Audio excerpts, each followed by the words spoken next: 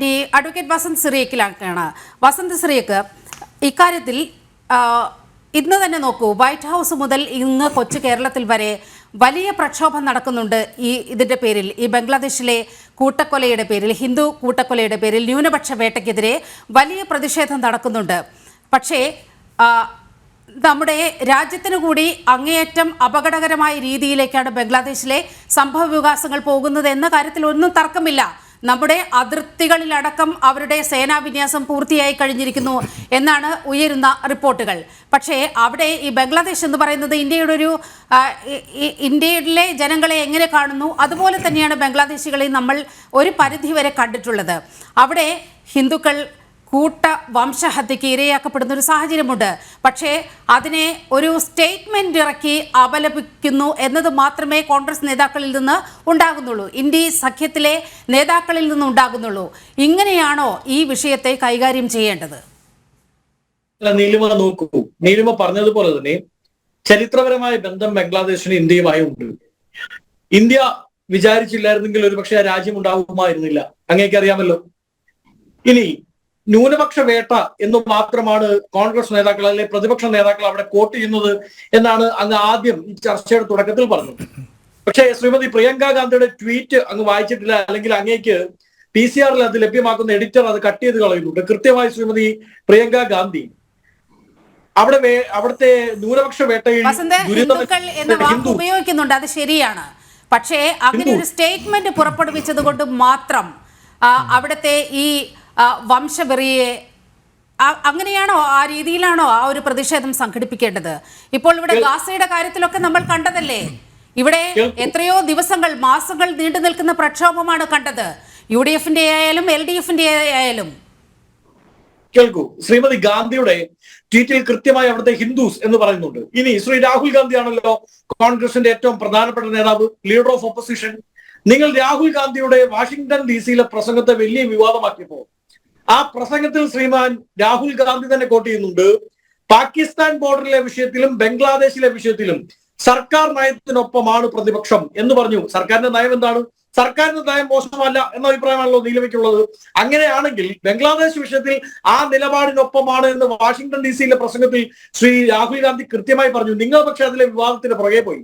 ഇനി ഞങ്ങളെ സംബന്ധിച്ച്, ഞങ്ങൾക്ക് ബംഗ്ലാദേശിലെ മാത്രം ന്യൂനപക്ഷങ്ങളല്ല ഞങ്ങളെ സംബന്ധിച്ച് ഈ ലോകത്തിൽ എവിടെ ന്യൂനപക്ഷം പീഡനം നേരിട്ടാലും, അത് ഹിന്ദു ആണെങ്കിലും ബംഗ്ലാദേശിലെ ഹിന്ദു ആണെങ്കിലും അവിടുത്തെ സിഖ് സമുദായക്കാരനാണെങ്കിലും ക്രിസ്ത്യൻ ആണെങ്കിലും, ഇനി ചില മേഖലകളിൽ നേരിടുന്ന ഇന്ത്യയിലെ മുസ്ലിംസ് ആണെങ്കിലും ഇന്ത്യയിലെ ക്രിസ്ത്യൻസ് ആണെങ്കിലും, അല്ലെങ്കിൽ ഇറാനിൽ അല്ലെങ്കിൽ ഗാസയിൽ നേരിടുന്ന മുസ്ലിംസ് ആണെങ്കിലും ഇസ്രയേലിൽ നേരിടുന്ന മുസ്ലിംസ് ആണെങ്കിലും, ഇതിലെല്ലാം ഞങ്ങളുടെ നിലപാട് ന്യൂനപക്ഷങ്ങൾക്കൊപ്പമാണ്. ഒരു അധികാരമുണ്ട് എന്നതിന്റെ പേരിൽ, അല്ലെങ്കിൽ ഭൂരിപക്ഷ സമുദായമാണ് എന്നതിന്റെ പേരിൽ ലോകത്തിൽ എവിടെയും ആരും ആർക്കും നേരെ അധിനിവേശം നടത്തരുത് എന്ന നിലപാടാണ് കോൺഗ്രസിനുള്ളത്. അത് ഞങ്ങൾ 885 രൂപം കൊണ്ട കാലം തൊട്ട് ഇങ്ങോട്ടുണ്ട്. അത് അങ്ങ് ചരിത്രം പരിശോധിച്ചാൽ അങ്ങേക്ക് മനസ്സിലാവും. നോക്കൂ, ഞങ്ങൾ ഇന്നത്തെ മനുഷ്യാവകാശ ദിനത്തെ ബംഗ്ലാദേശിലെ ഹിന്ദുക്കൾക്കൊപ്പം ചേർന്ന് നിൽക്കാൻ ആഗ്രഹിക്കുന്ന പോലെ തന്നെ മണിപ്പൂരിലെ ക്രിസ്ത്യൻസിനൊപ്പവും ചേർന്ന് നിൽക്കാൻ ആഗ്രഹിക്കുന്നുണ്ട്. അതിനോടൊപ്പം തന്നെ ഈ രാജ്യത്ത് വലിയ ഭീഷണി നേരിടുന്ന മുസ്ലിം സമുദായത്തിനൊപ്പം ചേർന്ന് നിൽക്കാൻ ഞങ്ങൾ ആഗ്രഹിക്കുന്നുണ്ട്. ബംഗ്ലാദേശിലെ സിക്കിം സമുദായത്തിനൊപ്പം ചേർന്ന് നിൽക്കാൻ ഞങ്ങൾ ആഗ്രഹിക്കുന്നുണ്ട്. ഞങ്ങൾ ഇന്നത്തെ മനുഷ്യാവകാശ ദിനത്തെ ഇന്ത്യയിലടക്കം ഭീഷണി നേരിടുന്ന, അധിനിവേശം നേരിടുന്ന, അധികാരത്തിന്റെ ഹുങ്കിന്റെ പുറത്ത് സ്വന്തം ജീവിതവും ജീവനും ഒക്കെ കരുപിടിപ്പിക്കാൻ പറ്റാതെ അത് കയ്യിൽ പിടിച്ച് നെട്ടോട്ടം ഓടേണ്ടി വരുന്ന എല്ലാവർക്കും ഒപ്പമാണ്. ഇനി ബംഗ്ലാദേശിലെ വിഷയം എന്താണ്? ബംഗ്ലാദേശിലെ വിഷയം ഒരു പവർ ട്രാൻസ്മിഷനുമായി ബന്ധപ്പെട്ടുണ്ടായിരിക്കുന്നതാണ്. അതിനെ അങ്ങനെ ചെറുതാക്കി കാണുകയല്ല ഞാൻ ചെയ്യുന്നത്. മറിച്ച് അവിടെ ഈ ഒരു പവർ ട്രാൻസ്മിഷൻ ഉണ്ടാവുന്ന സമയത്ത് ഇപ്പോൾ നിലവിൽ അവിടെയുള്ള സർക്കാർ അത് പൂർണ്ണാർത്ഥത്തിൽ ഒരു സർക്കാരേ അല്ല. അങ്ങനെ ഒരു സർക്കാർ ഇല്ലാത്തപ്പോ ഒരു കാവൽ പ്രധാനമന്ത്രി നിലകൊള്ളുന്നു, ഒരു ഡമ്മി മന്ത്രിസഭ അവിടെ നിലകൊള്ളുന്നു. ഇത്തരം കാര്യങ്ങളിൽ പ്രതിപക്ഷമാണോ നിലപാട് സ്വീകരിക്കേണ്ടത്? അല്ലല്ലോ. വലിയ ശക്തിയുള്ള, വലിയ ഭൂരിപക്ഷത്തിൽ അധികാരത്തിൽ ഇരിക്കുന്നു എന്ന് അഹങ്കരിക്കുന്ന ഞങ്ങൾ ഇന്ത്യൻ വിദേശകാര്യ സെക്രട്ടറി ഇന്നലെ അവിടെ സന്ദർശനം നടത്തിയത് താങ്കളുടെ ശ്രദ്ധയിൽ വന്നില്ലേ? അത് കേന്ദ്ര സർക്കാരിന്റെ ശക്തമായ ഇടപെടൽ ആ ബംഗ്ലാദേശിന് മേൽ വലിയൊരു സമ്മർദ്ദം ചെലുത്താൻ തന്നെയാണ് ഇന്നലെ വിദേശകാര്യ സെക്രട്ടറി വിക്രം മിർസി അവിടെ എത്തുന്നത്.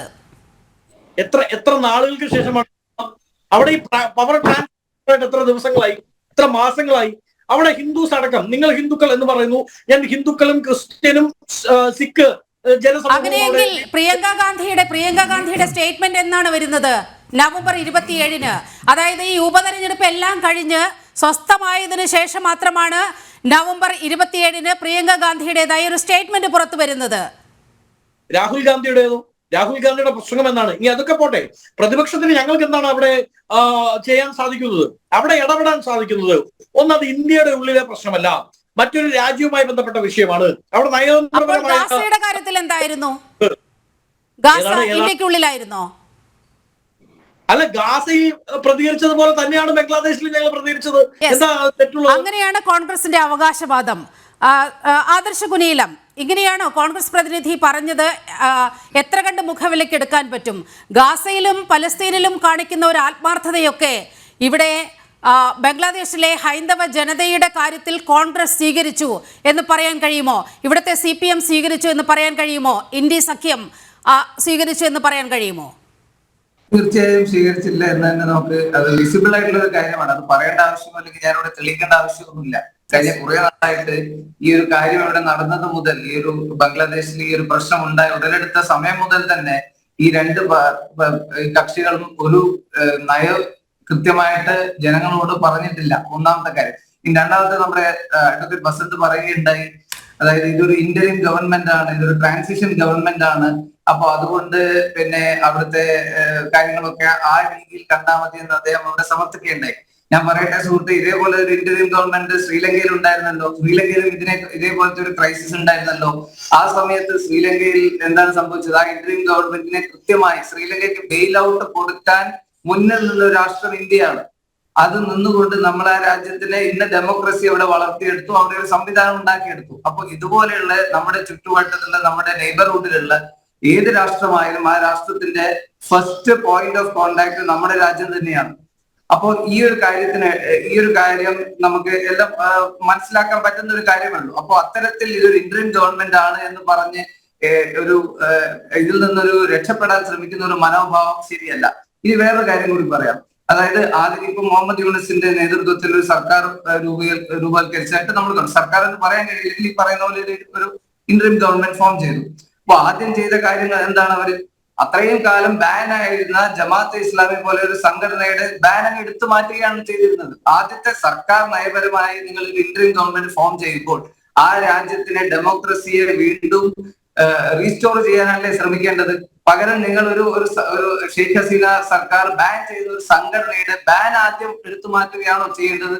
അതിൽ നിന്ന് തന്നെ ഇതിന്റെ പിന്നിലുള്ള ലക്ഷ്യങ്ങളൊക്കെ വ്യക്തമല്ലേ? പിന്നെ അതിനുശേഷം ഏകദേശം 2000-ത്തിന് മുകളിൽ അക്രമങ്ങൾ അവിടുത്തെ മൈനോറിറ്റിക്ക് മുകളിൽ നടന്നല്ലോ. എന്തേ ആരും സംസാരിക്കാത്തത്? ഒരു അക്ഷരം പോലും ആരും പറയുന്നുണ്ടല്ലോ. നിങ്ങൾ ഒരു കാര്യം മനസ്സിലാക്കേണ്ടത്, ഇവിടുത്തെ എല്ലാവരും ഒരു കാര്യം മനസ്സിലാക്കേണ്ടത് എന്താണെന്ന് വിചാരിച്ചു കഴിഞ്ഞാൽ, ഇവിടെ സിറ്റിസൺഷിപ്പ് അമെന്റ്മെന്റ് ഭരണഘടനാ ഭേദഗതി ബില്ല് കേന്ദ്ര സർക്കാർ കൊണ്ടുവന്ന സമയത്ത് എന്താണ് ഇവിടെ ഉണ്ടായത്? പ്രക്ഷോഭങ്ങൾ ഉണ്ടായില്ലേ? നമ്മൾ ആ പാറ്റേണും ഈ പാറ്റേണും ശ്രദ്ധിച്ചാൽ മതി, നമുക്ക് ഒരുപാട് കാര്യങ്ങൾ മനസ്സിലാക്കാൻ. അത് എങ്ങനെയാണ് അതിന്റെ പ്രക്ഷോഭം ആരംഭിക്കുന്നത്? ഇതേപോലെ ഡൽഹിയിൽ പഠിക്കുന്ന ചില വിദ്യാർത്ഥികളെ തെറ്റിദ്ധരിപ്പിച്ച് അവിടെ നിന്നാണ് ആ പ്രക്ഷോഭം ആരംഭിക്കുന്നത്. അതേപോലെ തന്നെയല്ലേ ബംഗ്ലാദേശിൽ നടന്ന, അതായത് ഒരു ഇലക്ടഡ് ഗവൺമെന്റിനെ ഓവർത്രോ ചെയ്യാൻ ഉപയോഗിക്കുന്ന ഒരു ഉപാധിയായി ചില വിദ്യാർത്ഥികളെ ചില സംഘടനകൾ മാറ്റുകയാണ്. അതിൽ തെറ്റിദ്ധരിക്കപ്പെടുന്ന ഒരു സമൂഹമുണ്ട്. അതിനെ എന്തേ നിങ്ങൾ അഡ്രസ് ചെയ്യാത്തത്? എന്തുകൊണ്ട് നിങ്ങൾ ആ സമൂഹത്തിന് വേണ്ടി സംസാരിക്കുന്നില്ല? അവിടുത്തെ ഇരകൾക്ക് വേണ്ടി സംസാരിക്കുന്നില്ല? ഇതൊക്കെ നമ്മൾ ചോദിക്കേണ്ട ചോദ്യങ്ങളാണ്. ഇത്തരം കാര്യങ്ങളാണ് എനിക്ക് ആദ്യമായിട്ട് തന്നെ അദ്ദേഹത്തോട് പറയാനുള്ളത്.